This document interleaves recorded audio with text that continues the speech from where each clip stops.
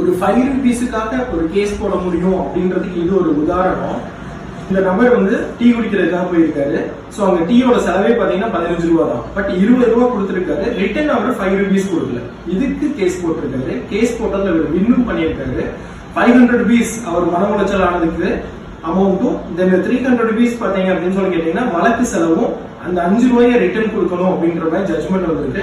இந்த மாதிரி நீங்க எங்கேயாச்சும் உங்களுக்கு பேமெண்ட் வராம இருந்திருந்தது, பேமெண்ட் உங்களுக்கு தராம விட்டுருந்தாங்க அப்படின்னா கமெண்ட்ல கொடுங்க, நம்ம டிஸ்கஸ் பண்ணலாம்.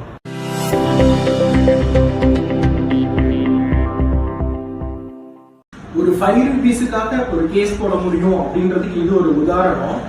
இந்த நபர் வந்து டீ குடிக்கிறதுக்காக போயிருக்காரு. சோ அங்க டீயோட செலவே பாத்தீங்கன்னா 15 ரூபா தான். பட் 20 ரூபா கொடுத்திருக்காரு. ரிட்டர்ன் அவர் 5 ரூபீஸ் கொடுக்கல.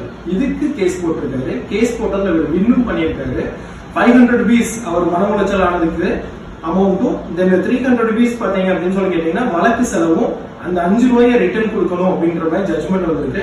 இந்த மாதிரி நீங்க எங்கேயாச்சும் உங்களுக்கு பேமெண்ட் வராம இருந்திருந்தது, பேமெண்ட் உங்களுக்கு தராம விட்டுருந்தாங்க அப்படின்னா கமெண்ட்ல கொடுங்க, நம்ம டிஸ்கஸ் பண்ணலாம்.